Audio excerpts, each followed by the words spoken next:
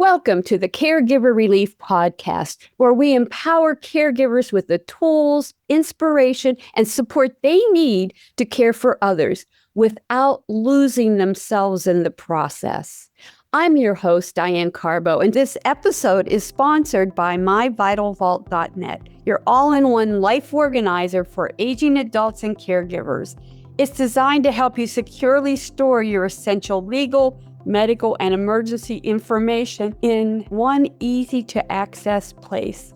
Because when a crisis hits, being prepared can make all the difference. Join our Caregiver Relief community, a warm, welcoming space where you can connect with other caregivers, ask questions, share stories, and find support from people who truly understand. Visit community.caregiverrelief.com to join now, because caregiving is one of the hardest and most meaningful things you'll ever do, and no one should have to do it alone. And if this episode speaks to you, please take a moment to like, share, or comment. Every click helps us reach more caregivers who need encouragement, resources, and hope. And today we're diving into a conversation that I know will speak directly to the hearts of so many of you listening. My guest is Dom Brightmon, a certified self-leadership expert and personal development coach. Dom is passionate about helping others grow through the power of mindset, perspective, and storytelling. As the host of the Going North podcast and a best-selling author, he has empowered thousands of people to rise above challenges and lead themselves with confidence. So I invited Dom to join us today because I see what many of you are going through. I've been through this myself. As caregivers, you're constantly putting others first, often neglecting your own health, your own dreams, and your own needs. And worse, many of you feel like a failure if you ask for help. That needs to change. And in this episode, we explore how a shift in perspective and the practice of choosing positivity can truly transform your caregiving journey. We'll also talk about the healing power of journaling, the clarity that comes through writing, and how telling your story can be an act of self-care and self-leadership. So grab a notebook, find a quiet moment for yourself, and get ready to be inspired. Dom, I am really excited, and I'm so grateful that you accepted my invitation. You're known for your energy and optimism, so let's start at the beginning. What drew you to self-leadership and the power of personal development? Oh, well, thanks. First of all, thank you, Diane. I'm honored that you actually have me here because, hey, when you invite me onto your show, that means something's working. At least that's what I say, indeed. But yeah, how I got my start with self-leadership, I'd have to say I definitely want to say it was at the end of 2012. I call that my setback sandwich year because it was around end of July where my father at the time, he actually was diagnosed with Alzheimer's because he went out for a drive, just a regular drive, but he ended up getting lost, and he was probably lost a good 36 hours, and it comes to find out they were able to pull him off the side of the road, a police officer, because he was driving on the wrong side of the road at town in Silver Spring, a good 40 minutes away from Baltimore. And I'm like, dude, how the heck you end up over there? And after the diagnosis, about a month or some change later, on my 21st birthday, got into a car accident on my way to my IT security class. And then it gets even better to where about a couple weeks after the accident, get called in to the office at the time at a part-time job at a local library, and boss called me and was like, hey, you're screwed up in all these areas, buddy. You got to shape up here. You got all these new staff coming in. And I held that job for about 5 years, starting from middle of high school all the way to college. And they were like, hey, folks will be looking up to you as a leader. And at the time I was, of course, frustrated. I had to meet with the boss for something like that. It's I'm not getting a raise or promotion or like a gold star or something. It's like, oh no, it's one of those bad meetings. Like, oh darn. So I guess I kind of did screw up. But the word leader stuck in my subconscious mind. And I realized I had some gold beneath my feet. I had my own acres of diamonds. I worked in the library. So I ended up one day when I was shoving a car going into the leadership section of the library and picking up one of John Maxwell's books. And I was enjoying what he was writing. And I just became a voracious reader after that, to where I just basically devoured any personal development, self help, like positive psychology, things I could just find, like folks like Brian Tracy and the late great Zig Ziglar and so many Hmm. others. And eventually got certified with John Maxwell after joining Toastmaster International, and just realizing, you know what, when it comes to motivation nowadays, anybody can be a motivational speaker. And it's for business wise, it's not always a good thing to try to brand yourself as that. So I figured, you know what, let me go ahead and go the brand of self leadership, because from the cradle to the grave, we lead ourselves the longest.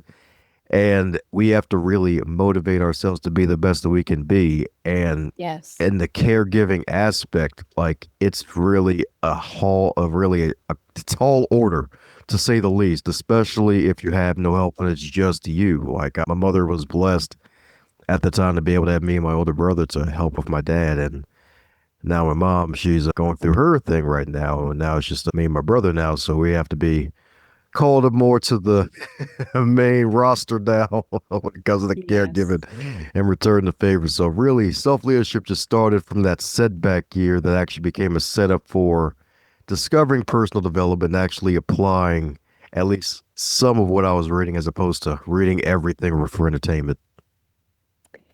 You've written books like Going North and Stay the Course, both focused on growth and mindset. What role does perspective play in navigating tough seasons like caregiving?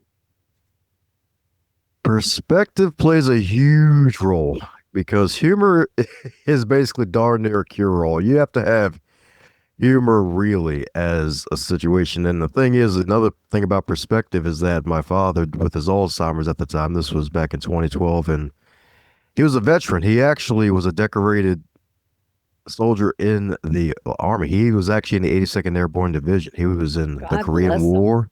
Oh yeah, yeah. There was just so much I didn't know about him. Like, I knew he served and knew he spent time in the airborne. He would have the airborne hats and the bumper stickers and everything, but I didn't know how long and what he actually did, because he had two combat jumps in World War II, and he got two Bronze Service Stars, a bunch of medals, and all these wonderful awards. And I'm like, dude, even the guy, when we had to do all the veteran paperwork, hey, this is a decorated man right here. And he even had Negroid on his darn DD-214. I'm like, dude, I never heard that word in my life. That's Oh my like God, I just never heard that word in my life. so. I'm like, dude, and And this I'm was 72. I'm sorry. it's just the way things were back then. Just learning Yes. about him, and really, it was painful for all parties involved, because he didn't know he was sick, and we basically were all taking turns making sure we don't get drained completely, to making sure that he stays all right, making sure we're all right. And but the thing is, I learned so much more about him, and seeing the love that my parents had for each other, especially my mom for my dad. Like, my dad definitely married up, because a lot of spouses, especially in today's world, they would have divorced their spouse and probably would have left them in a nursing home or something. But she stayed with them. Like, she got her handicap tags because she could barely walk at times, just so we could, me- some feel metaphorically, just crawl towards him, when eventually we had to get him into a nursing care facility because we just couldn't handle it anymore. And he needed professional help because he had a couple bad falls. And those bad falls, when you're basically in your late 80s, early 90s, and darn near 90 to 110 pounds, like, those catch up to you. So Yep. yeah, perspective is a wonderful thing. Like, being able to just think back on, hey, I was able to learn more about my dad in these past few years, helping to take care of him in his final days, as opposed to the other, my goodness, I guess 20 other years that I had alive.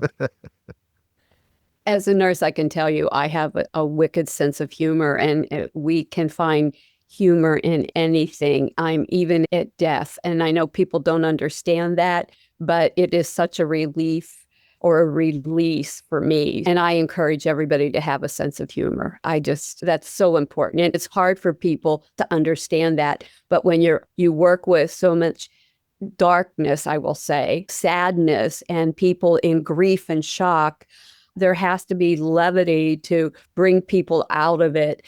And it's just the way it is. One of the silliest things when I was young, that we used to talk about when a person died in the hospital, the first thing everybody does is open a window. What are you opening a window for? Why would you do that? We're letting the spirits out. Now, you know what? That's a silly thing. And it made people laugh in the room. Oh, yeah, we got it. It's ridiculous. And whether it's true or not, we did it. So there are things like that. Now, Dom, you often talk about the difference between a reaction and a response. So how can caregivers use this insight when feeling overwhelmed or frustrated? Oh, wow. Reaction and response. First time I got that question. I'm sorry. That's not to apologize for. That's a good thing. That means you're a great host. You're asking something different. But yeah, definitely reaction by reaction standards. The default, if you're drained and you're basically running on little to no sleep, a reaction is going to be definitely anger. There have been times where it's, Yeah. because I remember one time my dad, he had a hallucination one time that was so bad. He thought I was some little boy protecting him from poisonous watermelons. One time. And when I was just helping him to get to bed, it was hilarious looking back at it. At that time, I was like, wow, not sure where he got that idea from.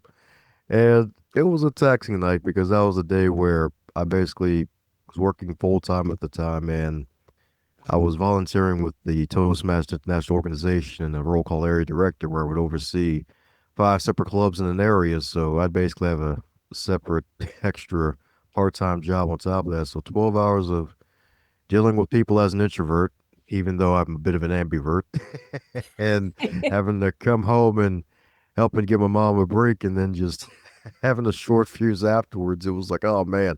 Yeah, that's definitely a reaction. A response is definitely making sure you take a breath for a moment and then trying to really get into their world for a second. Now, I didn't know about the watermelon thing until I got back home from work the following day. My mom told me, they was like, hey, like, what? My son, I, he was, oh, go ahead. no, go ahead. Go ahead. Continue. Oh, yeah. So, but yeah, but they was like, oh man, my son Dom, he was, I thought he was trying to keep me away from the watermelons, but I found out they were poisonous. I'm so glad he protected me from the poisonous watermelons. And I just had to laugh at that because I'm like, what? I don't even know where these. Okay, all right, whatever. Caregivers always respond with emotions. And one of the things I really encourage is like you do, take a deep breath and breathe, because decisions made with emotions are poor decisions. They lack knowledge. They lack common sense. So just don't make any decisions or choices or even respond to something until you take a deep breath and think, what am I thinking? What makes sense? So I appreciate that, because a reaction can be catastrophic, where a response is a logical thought process to a reaction. And it's hard. Caregivers are tired, they're overworked, they're underappreciated. They often feel emotionally and physically drained. So, can you tell me how someone chooses positivity without invalidating the real struggles they face? Yeah, that's definitely an uphill one. Like when it comes to really positivity, I like to share my 4 wonderful keys for rock solid optimism, and it's in an acrostic called RAVE, RAVE. The R stands for reading great material. But being a caregiver, you don't have time for reading a whole big entire books, 500 pages, unless you got a relative or a friend or somebody willing to give you a break. But just reading great material, something to inspire you, like even wonderful from the good book, the Bible, the book of Proverbs, like even John Maxwell books, Zig Ziglar. I know there's quote books out there too. I'm pretty sure there's Chicken Soup for the Caregiver Soul out there too. Yep. Like just reading great material. The A stands for audio immersion. Audiobooks are so popular these days along with podcasts, and basically you're doing the A right now if you're listening to this wonderful show with the wonderful host of the delightful Diane. Is hey, immersing yourself with great audio content, because that's one of the ways we learn, and it's one of the ways that we're able to be mobile while we are basically in caregiving mode if we're fixing a meal or doing chores around the home.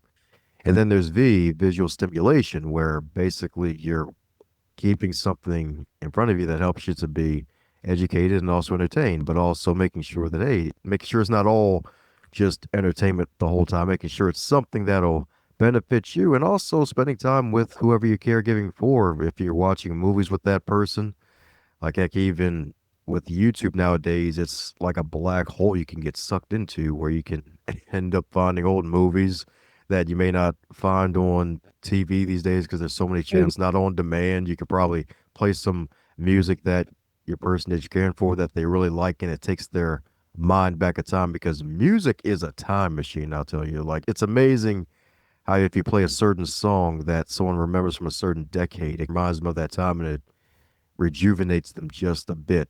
It may not be a full rejuvenation, but just a bit, and it's really great. And the E is for encouragement, encouraging yourself and other people. Because if you're living and breathing, you need encouragement. And the reason why it's not just about encouraging others, it's also encouraging yourself because there's going to be days where you're going to forget, especially when you're running on little to no sleep. You have to always remind yourself. Sometimes put sticky notes around your desk space or your space where you usually congregate along the most because the thing is, we all need reminders. And sometimes you may need to have a friend to your back corner or something to make sure to remind you, like, hey, you've done great things or you're doing something really great, especially nowadays where there are so many folks caregiving for their loved ones nowadays, and the numbers Yeah. are just going to increase. So we all need reminders, hey, you're doing something great and honorable, and to never forget that is truly a sacred duty. I want to talk about journaling because you do talk about writing a lot. How has journaling helped you, and how do you recommend caregivers use journaling to process emotions or find clarity? Good question.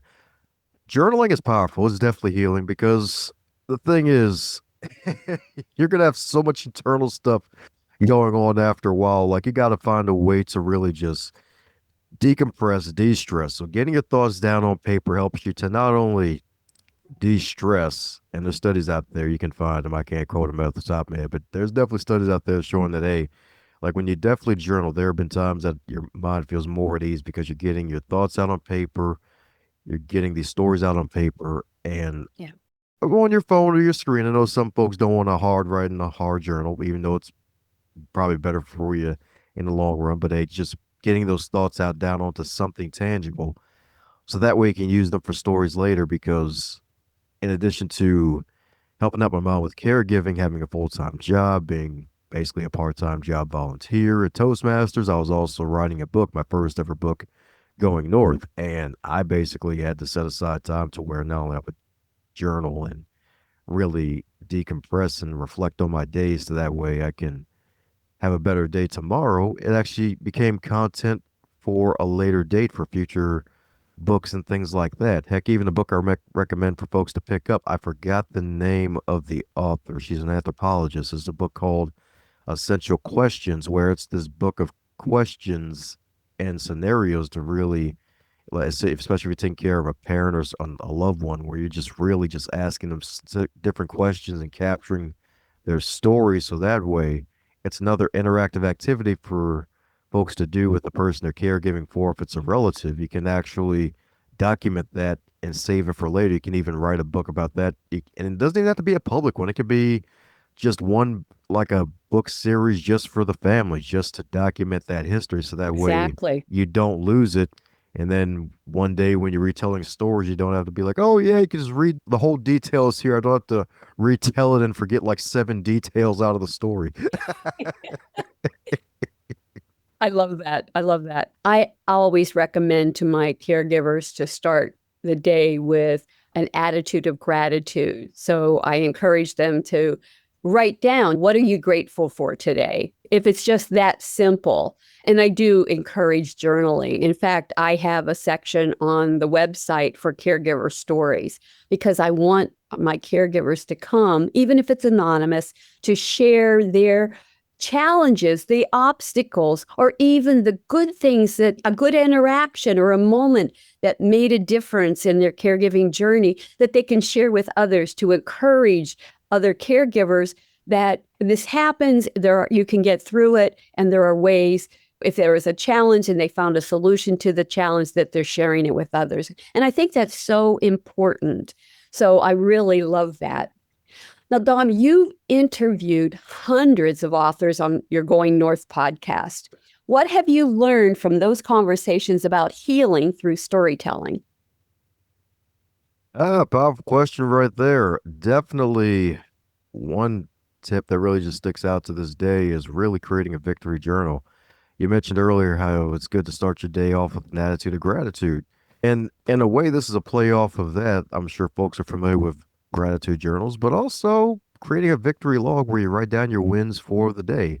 It's Oh, like, I hey, love that one, a victory log. I love that. it's right indeed. It's, hey, didn't have a reaction. I had a response today to the person caregiver for. I didn't make an emotional decision today. That's good. So write that down as a victory.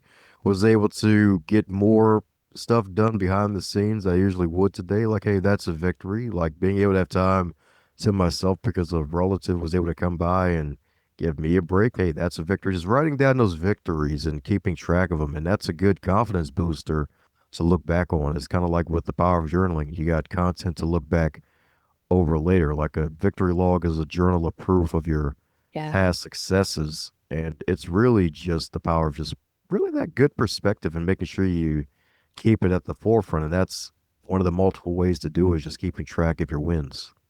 You know, I've always been a list maker, and I love, even when I was young, and I love being able to cross off something so that I can say, I can see at the end I've accomplished things during the day. Because sometimes you just feel like you've been so busy all day long, but you never feel like you've accomplished anything. And I think that's really important. In fact, I know this is strange, but my mom grew up, her parents owned a dry cleaners, and my dad was a letter carrier. And I love to iron. How crazy is that? Why would you like that?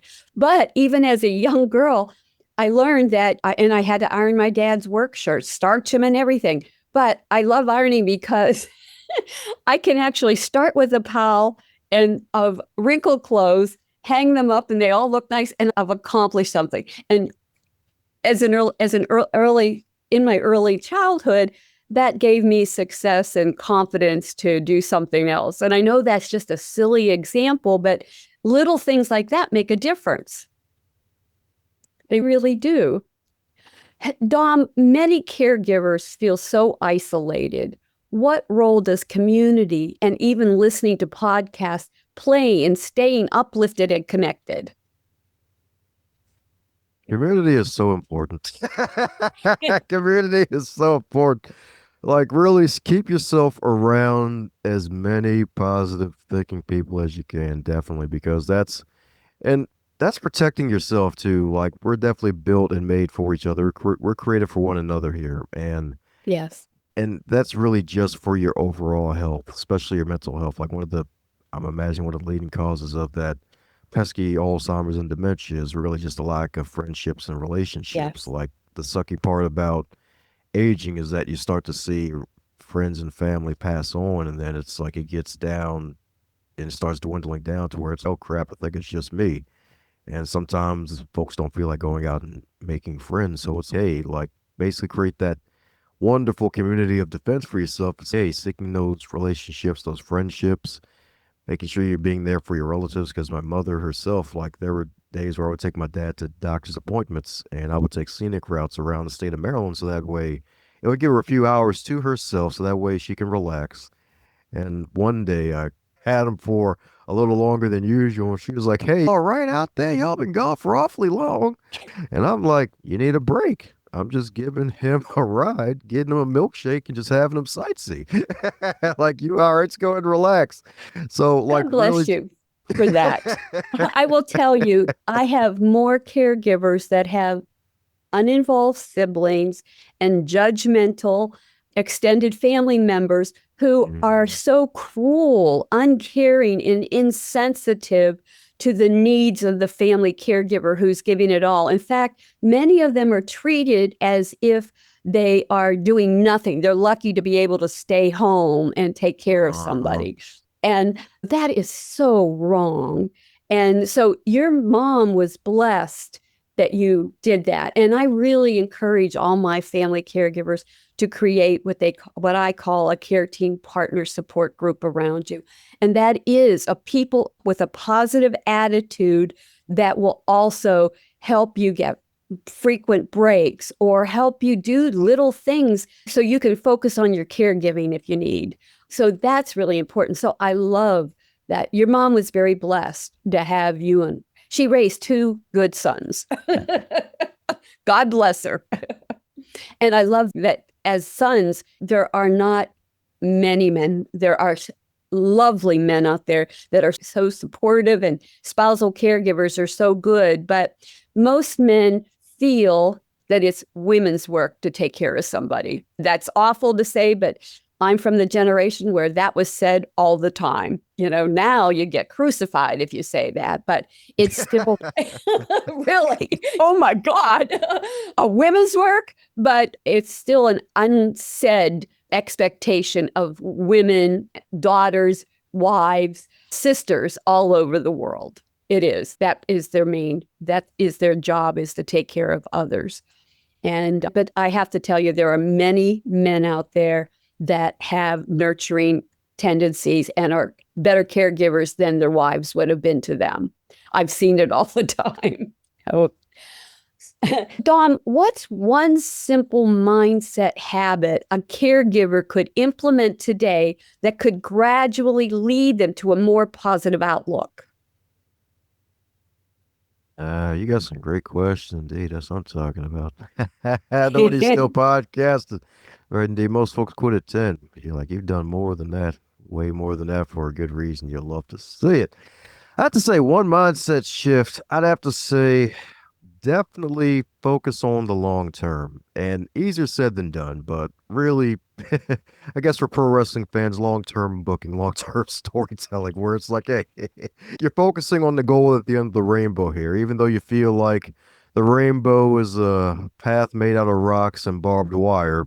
There's a pot of gold at the end, because it's like, hey, you're going to be feeling a lot better that you did as opposed that you didn't. Because the thing is, it's especially like looking back, and just the theme of this episode of perspective, like the way things worked out with my father. Like, it's like, yeah, he ended up being in two separate nursing homes in his last, I want to say that was his last 6 months of living. And Wow.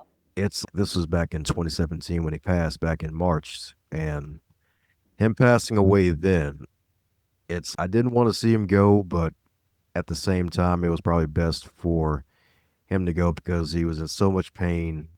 Yeah. And if he would have lived until COVID, I can only imagine the hell that we would have to go through with COVID and him being in a nursing facility at that time too. So really just a perspective of, hey, it's just basically seeing it as a gift and seeing it as, hey, especially if it's a relative, like seeing it as a way to return the favor. If they're the grandmother, okay, if they're really nice to you, snook you some money, even though the parents were like, probably, hey, don't take that.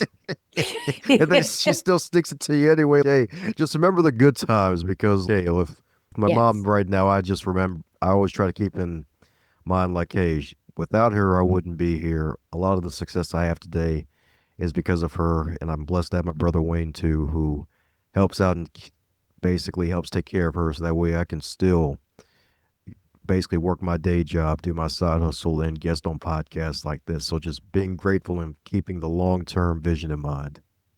God bless your brother.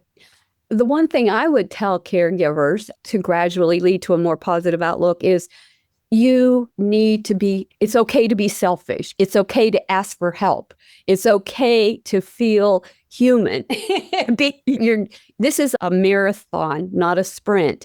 And I think many caregivers feel failure in fact, I know they do, if they ask for help.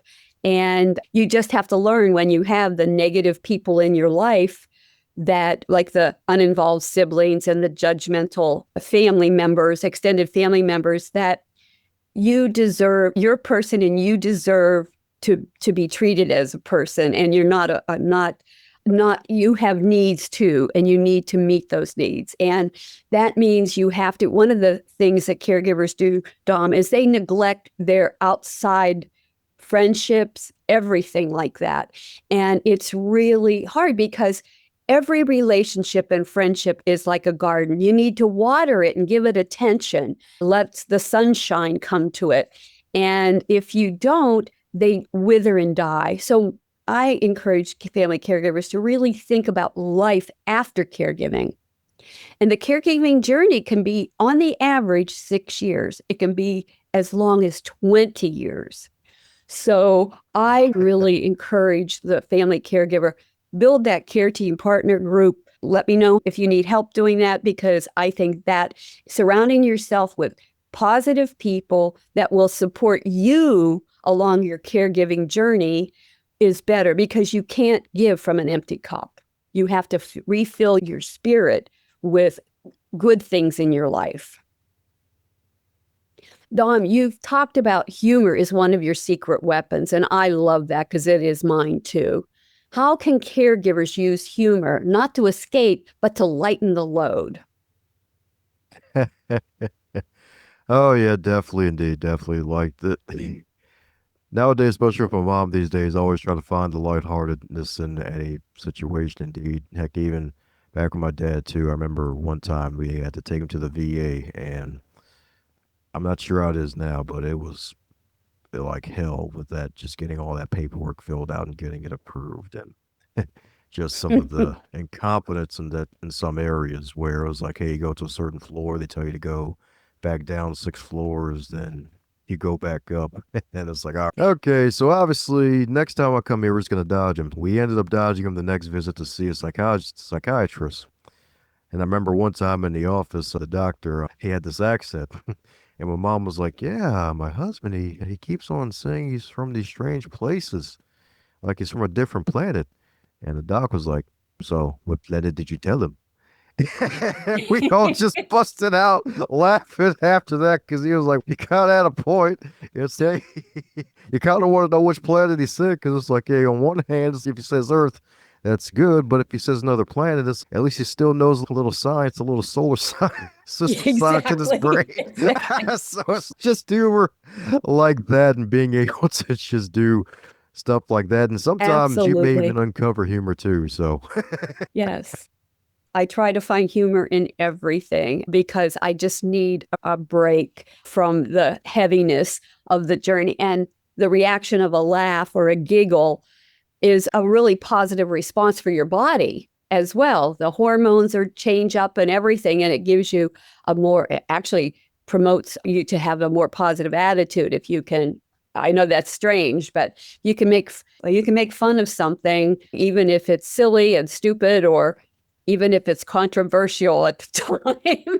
Open the window, hurry up and open the window. Somebody's just died and you're worried about opening a window. Why do you even care? It just it lightens it up, and people laugh because we got to let the spirit out. Just silly things like that make a difference in people's lives. And so many caregivers get drugged down, they forget about the light side of life. And I want to help them. That's why I'm so glad you're here with me today. Not only do you have the experience, but you have the knowledge of how to overcome this. Your books are deeply motivating. If a caregiver were to write their own story, what would you advise you give them to start the journey? definitely, indeed, powerful question. Definitely, I have to say the quickest way to really getting a book done, if you follow through with it, is to basically start with an outline. Definitely start with an outline, because eventually, if you were doing some journaling in the past, you can always just match up certain stories with whatever points in your outline. So, like the introduction, do maybe 9 points for 9 separate chapters, and a conclusion, just really just highlighting the story, and just really just piecing things together with that outline. That's how I got my first book done, is that basically I wrote my outline out, and I basically put a thought at the top of a certain page, like, hey, so this is my thought on self-care. Let me just go in and write everything I know about self-care. Went to leadership, everything I know about leadership, just writing all those things down, and just really piecing them together in a way, editing twice in a way, so that way once I get basically the rough draft done and have that submitted to the editor, they can work their magic, make it a lot more polished and sound a lot better and everything like that. So really just having that outline and creating that outline and piecing those stories together and always writing and also being open to ideas like finding humor in anything which you mentioned earlier, that's true. And also inspiration can come out of nowhere. So you have to make sure you ink it when you think it. So I'd say make sure you have your recording app ready on your phone to record an idea, or at least keep a notebook or a notepad in your car with at least two pens in case one of them goes out.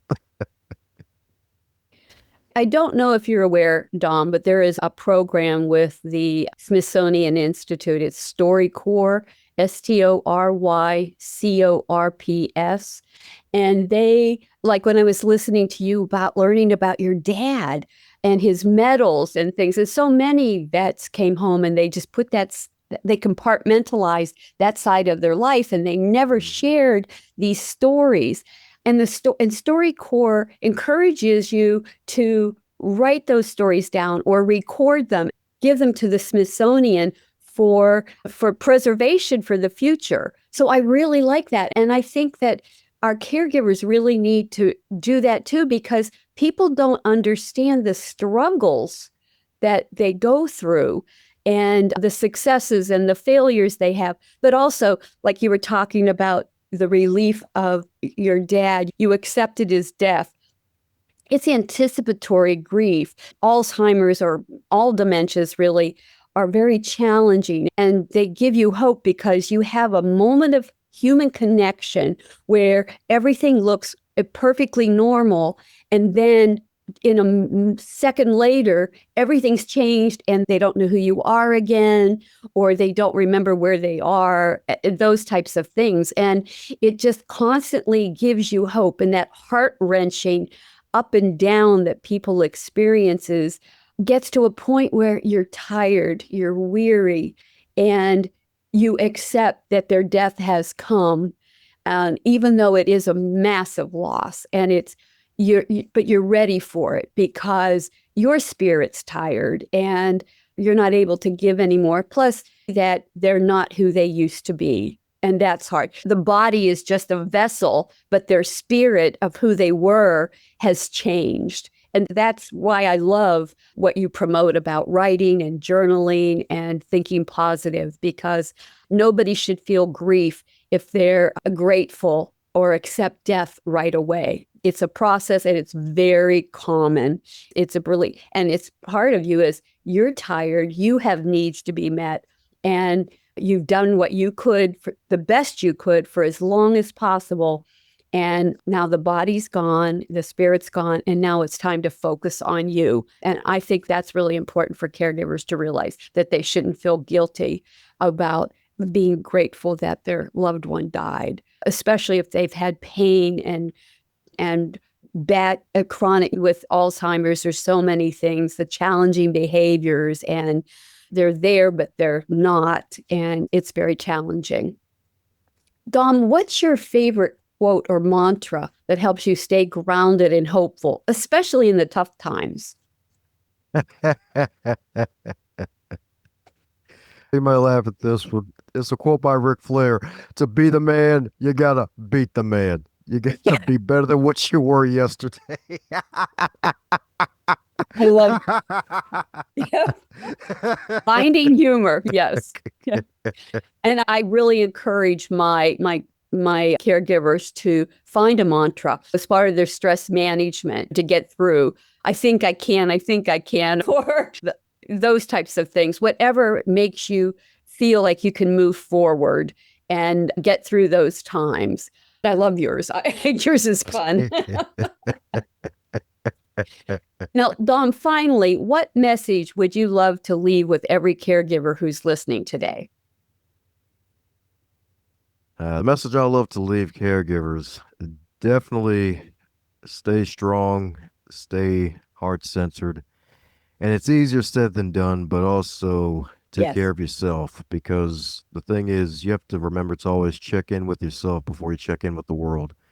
You have to really give yourself the gift of solitude so you can masterfully serve the multitude. And that all starts with you. Self leadership is about leading yourself effectively. And make sure you give yourself at least a good 5 minutes, at least a good 5 minutes. If it's with somebody, if they're asleep still, find a way to give yourself a good 5 minutes of quiet time to really just take a deep breath, do some deep breathing, do light meditation, journaling, just doing something. Prayer, especially for my faith-based folks out there, keeping that in mind at the forefront. So basically, give yourself that gift of solitude so that way you can masterfully serve the multitude. I love that. Thank you. Now, before we go, I want every caregiver to know there is an area on the Caregiver Relief site, Caregiver Stories. And I encourage you to share your stories, your challenges, the obstacles you face, and even the successes, as Dom says, the victories of every day with others. Together, we can choose positivity to help us even in our darkest moments. And remember, you are the most important part of the caregiving journey. Without you, it all falls apart. So please learn to be gentle with yourself. Practice self-care every day because you are worth it.